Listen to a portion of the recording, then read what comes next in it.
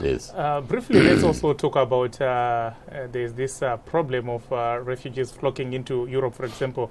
Africa is facing a similar problem. How can the United Nations, for example, address that issue? First of all, I must say that this is a human catastrophe. And it is absurd that certain countries have treated refugees in the way they have treated them. Africa, on the other hand, we have always received. My country, Uganda, has been the biggest recipient of refugees. And how have we managed? Because I think Europe is in better state to manage this in terms of financial resources. For us, we have managed in two ways. One, the communities that run to Uganda, for example, are communities that are separated by artificial borders. So in a way, when they come to Uganda, they come home. Whether it is from South Sudan, whether it is from the Congo, whether it's from Rwanda, or anywhere, they are integrated in the society initially. But the United Nations gives you relief, food, tents, and implements to start life and look after you. And eventually, I think we negotiate and see whether people can go back to their countries and sort them out. But you don't hold out people and say, you can't come. People don't normally want to run away from home. They are running away from something they are really scared of. Maybe that brings us to the issue of democracy in Africa.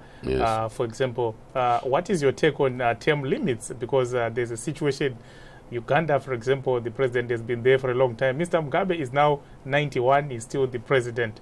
What is your take on that? You know, I'm a great believer in constitutionalism. I'm a great believer in universal human rights. I happen, for all my sins, to be a lawyer. And I know that there are rights that are universal and fundamental. The rights to freedom of expression, rights to freedom of assembly, rights to freedom of worship. All these rights must be captured and encapsulated in any country's constitution. Those are universal rights. But in different countries, there are different provisions in the constitutions of different countries, whether it is in the UK, whether it is Germany, whether it is in Zimbabwe, whether it is in Uganda, that are different. But these are for just management of that state at its level of development. They are not universal, they are not fundamental. So my take on whether you have term limits in your constitution is that whether you have them or don't have them, it's not a fundamental universal right. No, it's a way of managing society. And in my country, for example, we find that at this stage you don't need term limits. And I have supported that view. I don't know when Britain will come to term limits. They don't have them, as you know. But I don't think it's a universal and fundamental right that must be in every constitution. No, it's just like in my own region, in East Africa. In our constitution, in Uganda and that of Tanzania, we don't have a bicameral parliament. We don't have a Senate and a lower house. Kenya does, Burundi does, Rwanda does. Now, that doesn't make us, or any of the other countries, more democratic than the other or not. It's just how they arrange the way of running their society at that epoch, in that epoch of development. But will it not be an unfair comparison, for example, to compare the situation in Britain and in most African countries? Because opposition parties are always saying that, it's the elections are skewed in favor of the ruling parties. Now, that's what we need to deal with. That's what you need to deal with. Because even term limits do not cure irregular or improper elections. I think what you need to address is to make sure you have free, fair elections. Whether you have term limits or not, this is an imperative. Because that's what it means to have a democratic election.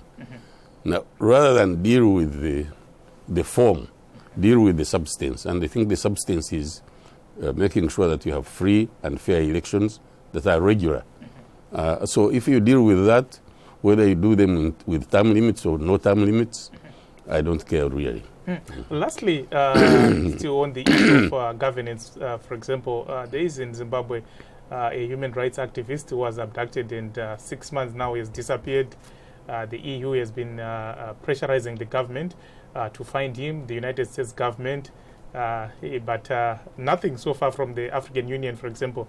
Do you think the UN is doing enough to protect human rights defenders in Africa? I think the UN speaks out, and most times Africa speaks out. I, for one, I can tell you, and in Uganda it is our policy, we totally condemn extrajudicial killings. And there is no reason why anybody should disappear. How do you disappear? You should be taken to courts of justice. You have committed an offense if you have violated any law. So the UN does make its position hard, but it's important that we get rid of these in all situations. Extrajudicial killings in our country no longer. They used to be the norm in Amin's time, but that's something that is history in my country. Thank you so much. Thank you too. Thank you. Thank you very much. Thank you so much. Thank you.